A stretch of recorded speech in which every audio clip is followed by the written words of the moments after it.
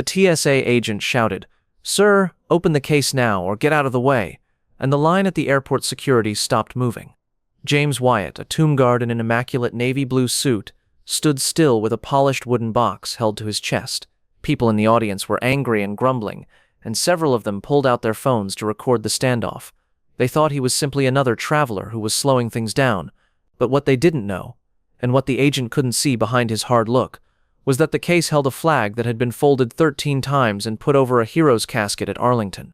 The man who was carrying it, who had taken an oath that was older than the terminal itself, would rather miss his flight to Colorado than let it be touched. Don't forget to like the video and subscribe as well. It will be a big help to me. Tell us in the comments section from where you are watching. I love to hear how far these stories go. Help us keep the memories of honor, bravery, and sacrifice alive, if you still think they are vital. The dark overcast over Washington Dulles International Airport made it impossible for the sun to come out early. There were a lot of travelers in the terminal who couldn't sit still. People were chatting over each other anxiously, bags were rolling across the tiled flooring, and the fragrance of pricey coffee filled the air. James Wyatt stood frozen in the center of all the noise. The fluorescent light seemed to soak into his navy blue tomb guard suit, which was squeezed to a sharp point. His kepi hat sat low, casting a shadow over his sunglasses and hiding his eyes, which he had schooled not to show anything. He held a polished wooden flag box in his arms, and the surface of the box was calm and beautiful. Inside the container was a folded American flag that had been put over a hero's casket at Arlington National Cemetery just a few days before. James, a sentinel of the tomb of the unknown soldier, said he would convey it to the soldier's family in Colorado. This was just as essential to him as his promise. The line for security proceeded slowly, like a river of individuals who were in a hurry. James stepped over to the TSA checkpoint, where Sarah Mitchell was working. She looked really fatigued after working for 12 hours. She gazed at James's clothes, stopping on the medals on his chest, and then she looked at the case made of wood. "Sir, please put everything on the conveyor belt for screening," she stated in a clipped, mechanical voice, as if she had said it 1,000 times that day. James stayed still. He got more control over the case, and his position was as solid as rock. "Ma'am," he said in a low, steady voice that cut through the commotion of the terminal, "I am in charge of this ceremonial flag. I guard the tomb of the unknown soldier. No one else can open it or touch it but me, but I have to take it to a family in Colorado." Sarah blinked, which threw off her pattern. She had to deal with furious passengers, bulky luggage, and drinks over 3 ounces. But this was different. People behind James were getting impatient. A man in a pinstriped suit looked at his watch and let out a loud groan. "Can we hurry this up? I have a meeting in Chicago." A woman with 2 kids yelled at them to halt. Sarah's jaw got rigid, and she was losing her patience like an old rope. "Sir, I understand what you're saying, but the TSA guidelines don't let me make any exceptions. The scanner checks everything. Put the case on the belt or move aside." James's shades covered his face. He wasn't being disrespectful when he didn't talk. He was being respectful. He was making a wall of duty. "Ma'am," he went on, choosing each word carefully, "this flag covered the coffin of a soldier who died for this nation. It is my obligation to keep it safe. I made a vow to the tomb, the dead, and their families. It doesn't leave my hands." The word oath hit the pure air like a thunderclap. The man in the suit stopped talking. The kids of the mother stopped moving as they felt the shift. Sarah crossed her arms and spoke more aggressively. "Listen, I don't make the rules. I make sure they do what I say. I'll call my boss and things will become messy if you don't do what I say." The throng started to whisper. A woman in a red coat remarked, "What's taking so long? Open the box," someone else snarled. James stood up straighter, and his voice was quiet but strong. It cut through the arguments like a scalpel. "This isn't luggage," he remarked. "It's an honor." The terminal seemed to take a deep breath, and the noise faded away as if the air itself were holding its breath. Tom, another TSA officer, came over. He was a huge guy with a buzz cut and a badge that sparkled in the light. His voice was rougher than Sarah's, almost like a menace. He inquired, "What's in the box? We need to see it now." James didn't blink as he looked Tom in the eye through his sunglasses. "Honor," he said again, his voice steady as a clock. "The flag of a dead soldier. I'm taking it to his family in Colorado. Do not open it." Tom's eyebrows furrowed as he put his palm on the radio. "Do you expect us to trust you? Open the case or you won't be able to get through." Before James could speak, an older man in a worn navy cap stepped out of line. His hands shook, not because he was old, but because he recalled. Tears that hadn't yet fallen sparkled in his eyes. His voice was rough but firm as he said, "He is telling the truth. I am John Harper. I was in Vietnam from 1968 until 1970. That outfit suggests he's a guard at the tomb. I haven't seen one since my kid died in 1991. The crowd got quiet, and John's words sank in like rain on dry ground. "My son Danny died in the Gulf War," John remarked, his voice cracking like dry wood. "The flag they folded at his funeral was all we had left of him. My wife still has it on the mantle. You should listen to this man if he says the case can't be opened. He has more than just a flag. He bears the heart of a family." Sarah's expression altered, and it was clear that she was no longer in her professional armor. She looked at the case, then at James, and finally back at John. His weathered face told a story that no one could ignore. In a low voice, the mother told her son, "That man is a hero, just like Grandpa." The kid nodded and opened his eyes wide. A woman in her 40s who was a few feet away spoke out.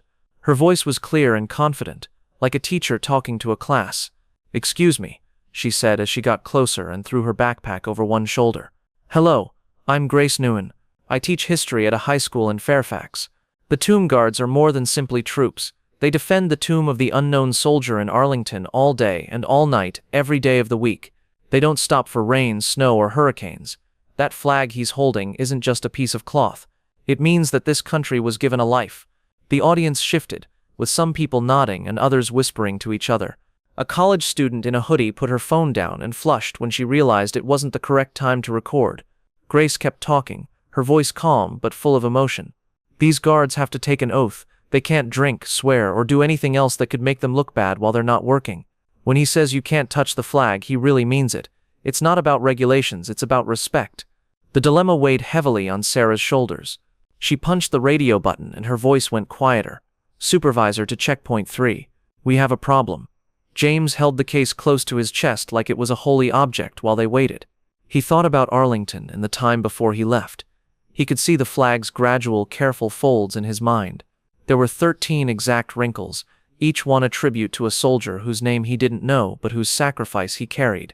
The sorrowful notes of the bugle rang over the cemetery, while the casket sparkled in the Virginia sun. James had stood at attention while taps played, his heart heavy with a promise he had not spoken. The soldier was only 20 years old when he died in a war on the other side of the world. James stepped forward to carry the flag to Colorado, to make sure the soldier's legacy made it home because his family couldn't go to Arlington. Linda, the boss, came. She was a woman with gray streaks in her hair and a no-nonsense attitude. She listened to Sarah talk, and her eyes narrowed as she stared at James. "You mean we can't scan it?" she asked, sounding unsure but not furious. James nodded and spoke in a calm voice. "Ma'am, it's my job. I'm bringing it to the soldier's family in Colorado because they couldn't be at the burial in Arlington. I offered to take it to them." Linda's forehead wrinkled. She had seen a lot in her 11 years as a TSA supervisor, but this was different. "Can you prove who you are?" she asked. James gently transferred the bag to one arm and delved into his pocket with the other. He gave them his military ID and a letter from Arlington National Cemetery, with a clear official letterhead that stated what he wanted to do. Linda read it and traced the words with her finger. Her face softened. She gave the documents back and said, "Okay, we'll need to do a background check, but if it passes, the case will stay with you." The check took 12 minutes, which is a long time in the fast-paced world of airport security, but the people in the crowd didn't say anything. The man in the pinstripe suit stood still now, arms folded. He was no longer angry, he was inquisitive. The mother informed her kids what a tomb guard was in a soft voice, and she sounded amazed. Grace Nguyen watched James with respect. John Harper stood close by, his hands clenched, staring at the floor as if he could see his son's face in the tiles. Linda's face was gentler when she came back. "You're good to go," she murmured. "You can go ahead. Hold on to the case." James nodded once, giving no hint of winning, simply being responsible. "Thank you, ma'am," he said. He strolled by the scanner with the case still in his arms, without being stopped. The machine beeped, but no one stopped him. Sarah saw him depart, and her face conveyed relief and something deeper, maybe respect or understanding. Tom, the second agent, stepped back, and his prior confidence was gone. The airport, which is usually a loud chaos, became quiet. People who hadn't been paying attention to the conversation stopped, sensing something deep. A businessman set down his briefcase. A teenager pulled off her headphones. They saw James walk toward gate C12, his strides steady and his stance perfect. Some people straightened up, as if they were on duty. Others just stared, their eyes following the man in the navy blue outfit. James sat down at the gate with the case on his lap. He looked straight ahead, and his face was as still as marble at Arlington. A gate agent named Emily came up to me and said in a quiet voice, "Sir, we'd like to let you board early. It's the least we can do." James shook his head. His voice was calm but forceful. "The flag doesn't fly higher than the people," he remarked. "I'll get on with everyone else." "Got it, sir," Emily said, her eyes wide with astonishment. "Let us know if you need anything." As they boarded, the crowd moved slowly and almost with respect. No one pushed or shoved, and no one said anything about the packed gate area or the late flight. They all understood who he was, what he had with him, and why. A young couple held hands and talked softly about a cousin who was in the Navy. A man in a plaid shirt held his boarding pass carefully and stared off into space, as if he were remembering a friend who had died a long time ago. James was sitting in the middle seat at the back of the plane with the bag still in his lap. The woman next to him, Clara, was a granny with gray hair and a friendly grin. "Are you really a tomb guard?" she asked, her voice weak and doubtful. "Yes, ma'am," James answered in a calm voice. Clara smiled more. She answered, "My brother was in Korea. He got home, but a lot of his friends didn't. That's the kind of flag they have," she said, pointing to the case. "Thanks for what you do." James nodded, but his lips were stiff. "Thank you, ma'am, it's an honor." A young man in a hoodie leaned across the aisle and looked quite interested. "Yes, my cousin is in the Marines," he added. "He told me about you guys and said you never break character, no matter what. Is that true?" James's voice was steady, like a rhythm. "It's not a character, it's a promise." The young man nodded and leaned back, appearing like he was deep in thought. The engines made a noise when the plane took off. This time, no one grumbled about the overhead bins or the seat recliners. The usual noise was gone, and there was a silence that felt almost sacred. Some of the passengers looked at each other and spoke softly. Clara talked about the letters her brother sent from Korea, in which he talked about how cold and scared he was. The young man in the hoodie talked about his cousin's deployment and how they Skyped every Sunday. The woman in the first seat, who had been typing quickly on her laptop, put it down and stared out the window with a contemplative look on her face. Halfway during the trip, the captain's voice came over the intercom. "Hello everyone, I'm Captain Reynolds. I just learned that we have a special passenger on board, a tomb guard, who is bringing a ceremonial flag to the family of a soldier who has died. Let's give him the respect he deserves and make this a smooth ride." There was a hushed murmur of agreement throughout the cabin. James's seat was next to Mike, a flight attendant. "Sir, do you need anything?" he inquired in a quiet voice. James shook his head and said, "Just doing my job." Mike nodded and kept looking at the case. "My dad was in the army," he said softly. "He would have been proud to know you were on this flight." Most of the rest of the flight was silent. Passengers shared more stories, but they spoke in low voices as if they were afraid to disrupt the ambiance. A man with a cowboy hat told about his father, who was a soldier in World War II. He never talked about the war, but he had a folded flag in his study. A woman with a child on her lap talked about her sister, who was a medic in Iraq. There was a tapestry of sacrifice and memory that united the strangers in the cabin and wove their stories together. As the plane landed in Denver, the captain delivered another news. "Please stay seated, everyone. We have a guard on board, and we'd like him to get off the plane first." There was no issue. James stood there with the case in his arms. The cabin was quiet. He walked down the aisle with good posture and steps. People on the bus nodded at him, and their eyes spoke what words couldn't. Clara touched his arm gently and said, "God bless you." The young man in the hoodie gave a small salute. He was embarrassed, but he meant it. The Millers waited at the gate. Robert and Evelyn Miller stood next to each other, both wearing black and looking mournful. Robert's hands shook as he gripped a folded handkerchief, and his knuckles were white. Evelyn's eyes were red, but she stood up straight with her fists clenched and a tissue crumpled in her hand. James moved up to them slowly, almost like a ceremony. He stopped a few feet away, crouched down, and gave them the flag case. "Mr. and Mrs. Miller," he said in a soft but clear voice, "I give you this flag on behalf of a grateful nation in honor of your son's sacrifice."